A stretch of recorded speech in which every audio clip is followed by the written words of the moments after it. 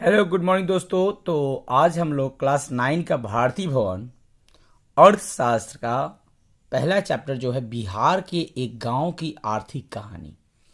बिहार के एक गांव की आर्थिक कहानी जो है जिसमें पालमपुर गांव के बारे में जिक्र किया गया है, इसके चैप्टर को हम लोग पढ़ेंगे और समझेंगे।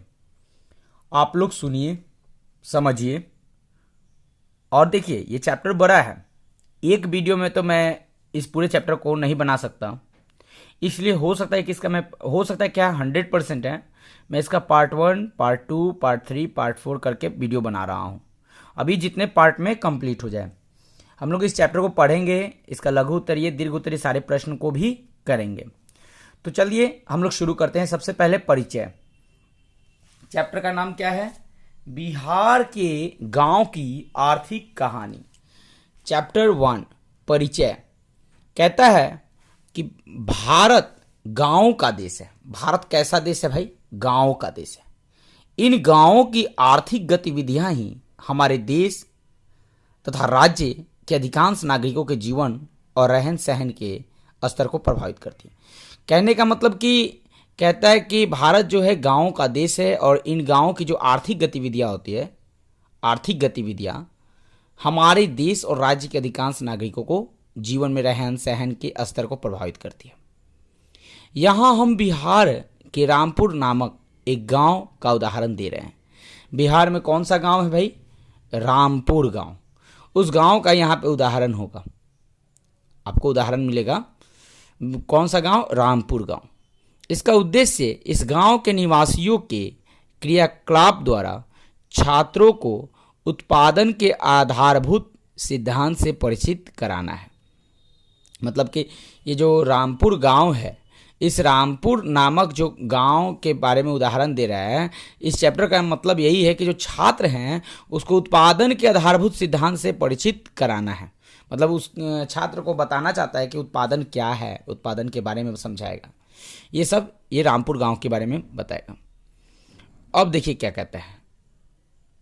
इसके साथ ही उन्हें इस बात का भी जानकारी देनी है कि उत्पादन की प्रक्रिया में एक गांव या कस्बा किस प्रकार शहर, राज्य, देश अथवा विश्व के अन्य भागों से जुड़ा हुआ है।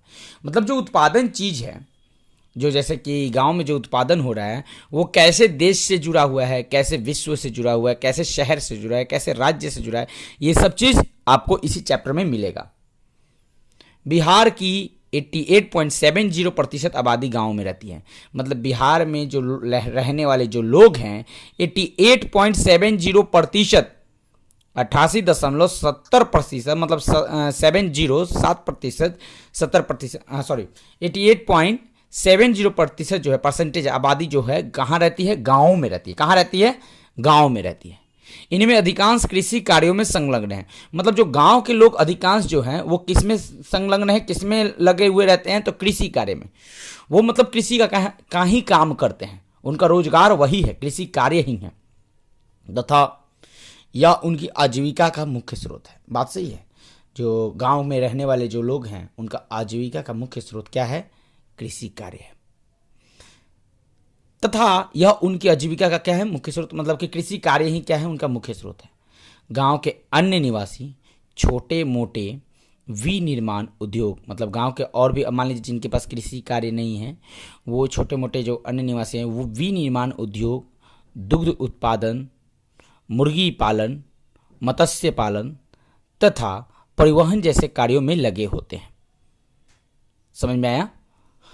अब हम ये देखते हैं विनिर्माण उद्योग कि विनिर्माण उद्योग, अब हम जानेंगे कि विनिर्माण उद्योग क्या है।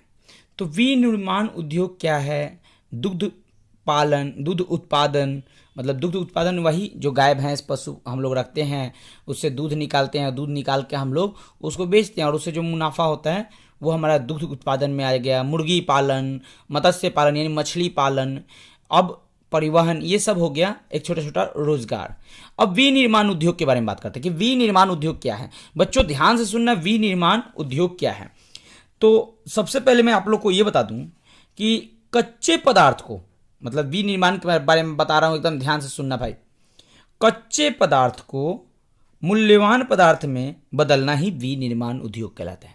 मतलब कच्चे पदार्थ को मूल्यवान पदार्थ में ही बदलना ही क्या कहलाता है, विनिर्माण उद्योग कहलाता है। अब जैसे आप एक छोटा सा एग्जांपल सुनना बहुत ध्यान से। जैसे कि गांव में गन्ने की खेती होती है, मतलब ईख निकाला जाता है। ईख से क्या बनता है, गुड़ बनता है, चीनी बनता है। अगर मान लीजिए कि आपको अगर चाय बनाना हो या खीर में डालना हो, चाहे कहीं भी वो चीनी का यूज़ करना है, तो आप क्या कीजिएगा, मार्केट में जाके गन्ना खरीद के लाइएगा या चीनी खरीद के लाइएगा? तो बताइए ना, जरा एक बार बता दीजिए। चीनी खरीद के लाइएगा। तो होता क्या है कि कच्चा पदार्थ क्या है, वो हमारा ईंख है, जिसका कोई मूल्य ही नहीं, मतलब बहुत सस्ता में मिलता है। तो उस कच्चे पदार्थ को मूल्यवान पदार्थ में बदलना ही विनिर्माण कहलाता है। कोई भी पूछ दे कि भाई विनिर्माण उद्योग का मतलब क्या हुआ, तो विनिर्माण उद्योग का मतलब होता है कि कच्चे पदार्थ को मूल्यवान पदार्थ में बदलना विनिर्माण उद्योग कहलाता है। जैसे गन्ने से चीनी, गन्ने से आप क्या बना दिए, चीनी बना दिए। तो गन्ने से चीनी, तो जिस रेट का गन्ना था, जिस रेट का जो ईंख था, उस रेट में आप चीनी नहीं ना बेचिएगा। चीनी का तो रेट आजकल खूब ऊपर चढ़ा है, आसमान को छू रहा है। मतलब चीनी महंगा है ना भाई, गन्ने से तो महंगा है। यानी कि गन्ने से चीनी बदल दीजिए। लकड़ी से पेपर, मान लीजिए बच्चों को पढ़ना है, तो अब बच्चे लकड़ी लेकर आएंगे और उस लकड़ी से पेपर बनाएंगे, तब पढ़ेंगे नहीं ना, बच्चे डायरेक्ट पेपर खरीदेंगे। तो लकड़ी से पेपर, यानी सस्ता लकड़ी लिया, उस लकड़ी से हम पेपर बना दिए। तो ये तो कच्चे पदार्थ थे लकड़ी, और उसको क्या किया, मूल्यवान बना दिया, पेपर को मूल्यवान बना दिया। तो ये हो गया लकड़ी से पेपर। आप कपास ले लो, कपास से कपड़ा बना दिया, कपड़ा से फिर बाद में उससे ये मतलब कि कपास क्या है, एक पेड़ पौधा से निकला और फिर उससे क्या हुआ, कपड़ा बना दिया। तो ये सब विनिर्माण उद्योग में आते हैं। कौन से उद्योग में आते हैं, विनिर्माण उद्योग में आते हैं। अभी आप लोग इसको एक छोटा सा नोट्स के रूप में लिख भी लो। ये देखिए क्या है, विनिर्माण किसे कहते हैं, विनिर्माण किसे कहते हैं? तो कच्चे पदार्थ को मूल्यवान पदार्थ में बदलना विनिर्माण कहलाता है। कच्चे पदार्थ को मूल्यवान पदार्थ में बदलना क्या कहलाता है, विनिर्माण कहलाता है। जैसे गन्ने से चीनी में बदलना, लकड़ी से पेपर, या कपास ले लीजिए, कपास से कपड़ा जो बनता है, चाहे जो भी। तो ये हो गया। विनिर्माण को आर्थिक विकास की रीढ़ कहा जाता है। तो जो विनिर्माण है, अब किसी भी देश का आर्थिक विकास कब होगा, जब विनिर्माण उसके पास होगा। मतलब उद्योग होंगे, सबके सब सरकारी नौकरी के पीछे पड़ेंगे तो कैसे होगा, कुछ अपना तो उद्योग होना चाहिए। मान लीजिए कि सभी लोग सरकारी नौकरी के लिए फॉर्म भर रहे हैं, लिमिटेड सीट है, तो भाई लिमिटेड सीट है, अच्छी बात है, आप उसमें पढ़ाई करके नौकरी ले रहे हो, अच्छी बात है। बट सोचो, क्या सरकार सबको नौकरी दे पाएगी? इसलिए विनिर्माण उद्योग होना जरूरी है। उसमें कम से कम 10 लोगों का तो रोजगार आप दे ही सकते हो, कम से कम। तो ये विनिर्माण को आर्थिक विकास का क्या कहा गया है, रीढ़ कहा गया है। आपका अगर रीढ़ की हड्डी नहीं होती तो क्या आप जीवित रह सकते थे, आसानी से आप चल सकते हैं? नहीं। रीढ़ की हड्डी किसको कहा गया है, विनिर्माण को कहा गया है, आर्थिक विकास के लिए। आर्थिक विकास के लिए किसको रीढ़ की हड्डी कहा गया है, विनिर्माण। विनिर्माण किसे कहते हैं, तो कच्चे पदार्थ को मूल्यवान पदार्थ में बदलना विनिर्माण कहलाता है। जैसे गन्ने से चीनी, लकड़ी से पेपर। तो ये आप इसे नोट कर लीजिए, फिर आगे हम पढ़ते हैं। और भी जहां जहां नोट्स मिलेगा मैं आपको आपके सामने लेकर आऊंगा, उसे लिख ही लीजिएगा। ओके, अब आगे बढ़ते हैं। ये हो गया हमारा पॉइंट कि छोटे छोटे विनिर्माण उद्योग, दुग्ध उत्पादन, मुर्गी पालन, मत्स्य पालन, मत्स्य पालन यानी कि मछली का पालन करना, मत्स्य पालन यानी कि मछली का पालन करना, मत्स्य पालन तथा परिवहन जैसे कार्यों में लगता। परिवहन का मतलब होता है ट्रांसपोर्ट का व्यवस्था। जैसे गांव में कितना लोग ट्रांसपोर्ट का भी व्यवस्था, कुछ लोग टेम्पो वगैरह खरीद के अपना लोग को एक स्थान से दूसरे स्थान ले जाता है, उससे पैसा कमा लेते हैं। परिवहन जैसे कार्यों में लगे होते हैं। ये हो गया। अब देखिए, इन दैनिक गतिविधियों को ही उत्पादन क्रिया की संज्ञा दी जाती है। मतलब ये जो दैनिक गतिविधियां है, जो रेगुलर एक्टिविटी है, जैसे कोई मुर्गी पालन कर रहा है, मुर्गी को पाल रहा है, मुर्गी को बेच रहा है, उससे जो पैसा कमाया। कोई मछली पालन कर रहा है, मत्स्य पालन कर रहा है, मत्स्य पालन यानी मछली पालन, तो मत्स्य पालन कोई कर रहा है और उसको पाल के बेच रहा है, पैसा कमा रहा है। कोई परिवहन का काम कर रहा है, मतलब ट्रांसपोर्ट का, ट्रक टेम्पो कुछ भी रखा है और उससे जो कमा रहा है, तो ये कहता है कि इनकी इन दैनिक गतिविधियाँ, ये जो दैनिक रेगुलर रूटीन का जो काम है, इनको क्या कहा गया, उत्पादन क्रिया की संज्ञा दी जाती है। मतलब इसी को कहा जाता है उत्पादन। मतलब कुछ ना कुछ आप उत्पादन वहां पे कर रहे हैं, कुछ ना कुछ आप नया चीज कर रहे हैं, उत्पादन क्रिया की संज्ञा दी जाती है। इनका उद्देश्य विभिन्न प्रकार की वस्तुओं या सेवाओं का उत्पादन करना होता है। मतलब क्या उद्देश्य होता है भाई? विभिन्न प्रकार की वस्तुओं या सेवाओं का उत्पादन करना होता है। अब जैसे कोई आपको एक स्थान से दूसरे स्थान लेके जाता है, वो सेवा दिया ना भाई। आप पैदल कितना चल सकते हो? 2 kilometre, 4 kilometre, 5 kilometre, 10 kilometre, 15 kilometre. 15 kilometre आप जब चल लीजिएगा तो आपके शरीर का जो तेल है वो खत्म हो जाएगा, लगेगा कुतवा के जैसा हाँफने। आई बात समझ में ना? तो इसलिए वो ट्रांसपोर्ट भी जरूरी है। टेम्पू, ठेला गाड़ी, ये सब जरूरी है। बैलगाड़ी, टमटम गाड़ी, ये सब जरूरी है। पहले बहुत चलते थे, आज भी चलते हैं गाँव में। तो इनका उद्देश्य विभिन्न प्रकार के वस्तुओं या सेवाओं का उत्पादन। अब मान लीजिए कोई खेती करे, गेहूं की खेती करे, तो वस्तु मतलब गेहूं को उपजाया ना, तो उसको बेचकर वो पैसा अर्जित करेगा। वस्तु या सेवाओं का उत्पादन करना होता है जो हमारी आवश्यकताओं को पूरा करता है, जो हमारी आवश्यकताओं को क्या करता है? पूरा करता है। समझ में आ गया? एक बार फाइनली देखिए, इनका उद्देश्य विभिन्न प्रकार की वस्तुओं या सेवाओं का उत्पादन करना होता है जो हमारी आवश्यकताओं को पूरा करता है। हमारी आवश्यकता खाने के लिए चावल चाहिए, किसान उपजाता है। रोटी चाहिए तो रोटी के लिए गेहूं चाहिए, तो गेहूं कौन निकालता है? कृषि कार्य के द्वारा किसान लाता है। तो ये सब हमारी आवश्यकताओं को पूरा करता है। परंतु उत्पादन क्रिया को संचालित करने के लिए, मतलब उत्पादन क्रिया को संचालित करने के लिए प्राकृतिक संसाधन, मानवीय श्रम, धन या पूंजी आदि की आवश्यकता होती है। क्या उत्पादन क्रिया को संचालित करने के लिए, मतलब उत्पादन क्रिया को चलाने के लिए, संचालित करने के लिए क्या चाहिए आपको? प्राकृतिक संसाधन। सबसे पहले मानवीय श्रम, मतलब मानवीय श्रम चाहिए, धन चाहिए या पूंजी आदि की आवश्यकता होती है। बिहार के इस गांव मतलब रामपुर के उदाहरण द्वारा हम यह जानने का प्रयास करेंगे कि विभिन्न साधनों के सहयोग से, मतलब विभिन्न साधनों के सहयोग से वस्तुओं और सेवाओं का उत्पादन तथा वितरण किस प्रकार होता है। मतलब इस रामपुर गांव के बारे में आप जानिएगा। रामपुर गांव के जब आप पढ़िएगा तो आप ये जानिएगा कि अलग अलग साधनों के सहयोग से, मतलब अलग अलग साधनों के सहयोग से वस्तुओं और सेवाओं, मतलब कि वस्तुओं और सेवाओं का उत्पादन, वस्तुओं और सेवाओं का उत्पादन तथा वितरण, मतलब वितरण यानी कि कैसे और किस प्रकार होता है, ये सब चीज आप जानिएगा। समझ में? उत्पादन क्रिया को संचालित करने के लिए क्या चाहिए? प्राकृतिक संसाधन। जैसे मान लीजिए गेहूं उपजाना है तो प्राकृतिक संसाधन में आपका क्या आ जाएगा? प्राकृतिक साधन में क्या आ जाएगा? मिट्टी चाहिए ना भाई, मौसम तो चाहिए ना। मौसम गेहूं के लायक अगर ना हो तो गेहूं आप उपजा सकते हैं? नहीं उपजा सकते हैं। गेहूं लगा दिए, खूब बारिश हो गया, गेहूं आपका खराब हो जाएगा। मानवीय श्रम, उस खेत में खटने के लिए मानवीय श्रम, इंसान को तो चाहिए ना, लेबर मजदूर, मतलब जो भी है, इंसान अगर नहीं खटेगा तो कैसे होगा। उसके बाद गेहूं का बीज, उसमें खाद जो लगता है, उसके लिए धन चाहिए, पूंजी चाहिए। अगर धन नहीं होगा तो कैसे आप खेती का काम कर सकते हैं? तो यही सब बात यहाँ पे बोला है। क्या बोल रहा है? कहता है कि परंतु उत्पादन क्रिया को संचालित करने के लिए प्राकृतिक संसाधन, मानवीय श्रम, धन या पूंजी आदि की आवश्यकता क्या होती है? होती है। अब हम देखते हैं आगे की तरफ। रामपुर उत्तर बिहार का एक संपन्न गांव है। रामपुर कहाँ का एक संपन्न गांव है? उत्तर बिहार का। कौन से बिहार? उत्तर बिहार। रामपुर उत्तर बिहार का एक संपन्न गांव है। इस गांव की संपन्नता के कई कारण हैं। मतलब भाई रामपुर जो है उत्तर बिहार का एक संपन्न गांव है। अब वो संपन्न है तो क्या कारण है आप जानिए। तो इस गांव की संपन्नता के कई कारण हैं। बाढ़ उत्तर बिहार की एक अस्थायी समस्या है। मतलब कि उत्तर बिहार की एक अस्थायी समस्या क्या है? बाढ़। वहाँ पे बाढ़ आएगी, आती है। तो उत्तर बिहार की एक अस्थायी समस्या है बाढ़, लेकिन यह गांव बाढ़ के विभीषिका से मुक्त है। यह गांव बाढ़ की विभीषिका से मुक्त है। विभिन्न प्रकार के कृषि फसलों का उत्पादन करने के साथ ही यहाँ के कई किसान बागवानी भी करते हैं।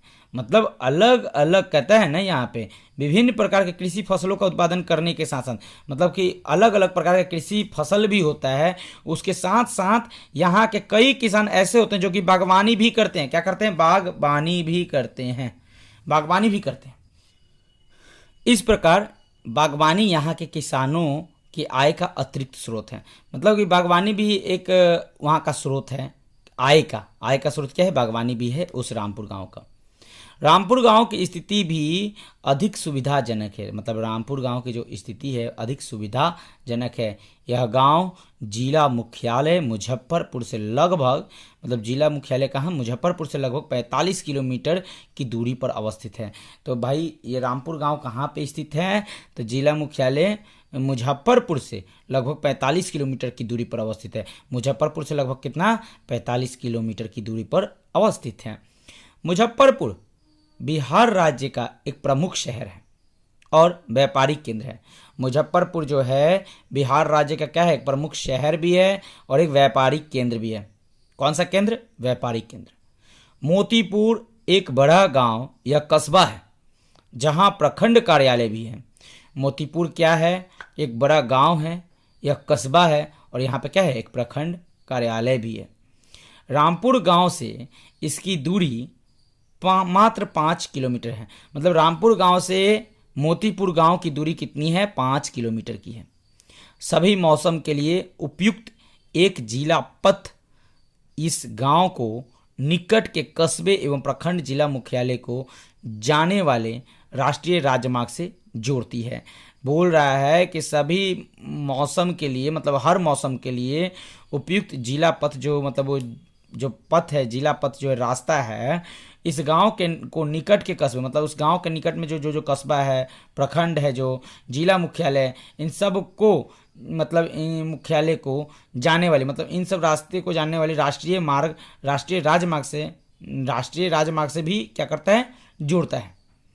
रामपुर गांव के लिए इस राष्ट्रीय राजमार्ग का महत्व इस कारण और अधिक है कि यह मार्ग या सड़क मुजफ्फरपुर को उत्तर प्रदेश,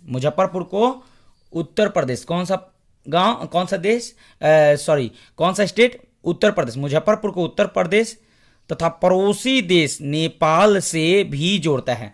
तो मतलब कि कहता है कि रामपुर गांव के लिए राष्ट्रीय राजमार्ग, जो राष्ट्रीय राजमार्ग है, नेशनल हाईवे जो है, राष्ट्रीय राजमार्ग जो है, इसका महत्व बहुत अधिक है। इसका महत्व इसलिए अधिक है कि ये जो राष्ट्रीय राजमार्ग जो है उस मुजफ्फरपुर गांव को उत्तर प्रदेश से लेकर जोड़ देता है और उत्तर प्रदेश से जोड़ने के बाद जो हमारे भारत का पड़ोसी देश नेपाल है उससे भी जोड़ देता है। यही कारण है कि यह गांव अपेक्षाकृत संपन्न है। मतलब कि क्वेश्चन बन सकता है कि भाई रामपुर गांव संपन्न क्यों है, तो रामपुर गांव में जो राष्ट्रीय राजमार्ग है उस राष्ट्रीय राजमार्ग का बहुत महत्व है। उसका मेन महत्व ये है भाई कि भाई मुजफ्फरपुर को वो किससे जोड़ देता है, उत्तर प्रदेश से लेकर जोड़ देता है और पड़ोसी देश नेपाल से जोड़ देता है। यही कारण है कि यह गांव अपेक्षाकृत संपन्न है तथा विकास की मुख्य धारा से पृथक नहीं हुआ, विकास की मुख्य धारा से अलग नहीं है। रामपुर गांव के विभिन्न जातियों एवं समुदायों के लगभग 400 परिवार निवास करते हैं।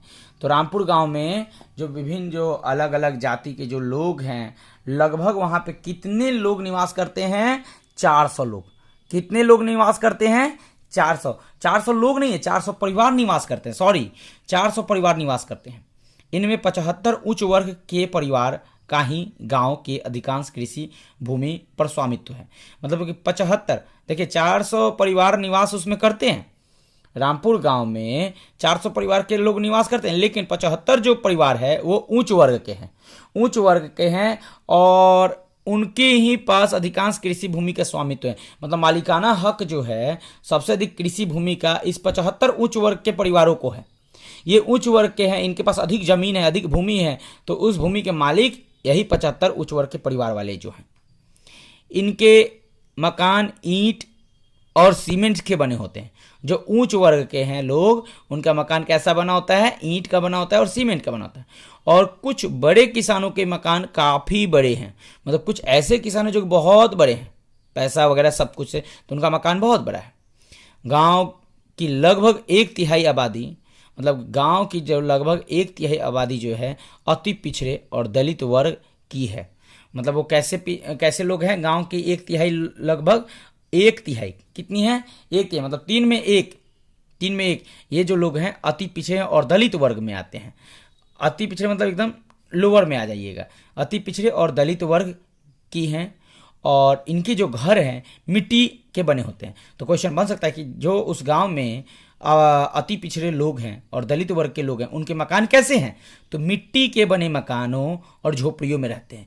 तो अति पिछड़े जो लोग हैं, दलित वर्ग जो लोग हैं रामपुर गांव के, वो उनका मकान कैसा है, वो कैसे मकान में रहते हैं? तो भाई उनका मकान जो है कैसा है? झोपड़ियों का बना है, मिट्टी का बना है। वैसे ही मकान में वो लोग रहते हैं, अति पिछड़े लोग रहते हैं और दलित वर्ग के लोग रहते हैं। कहता है कि सरकार की ग्रामीण विद्युतीकरण योजना के अंतर्गत, मतलब सरकार का जो ग्रामीण और विद्युतीकरण जो योजना है, उस योजना के अंतर्गत इस गांव का बहुत पहले विद्युतीकरण हो गया था। गांव का बहुत पहले क्या हो गया था? विद्युतीकरण हो गया था। लेकिन रामपुर में बिजली की आपूर्ति बहुत ही असंतोषजनक थी। मतलब रामपुर में बिजली की आपूर्ति होना असंतोषजनक था। मतलब ये नहीं था कि वहाँ पे बिजली की आपूर्ति भी होगी, उस गांव में बिजली भी आएगी।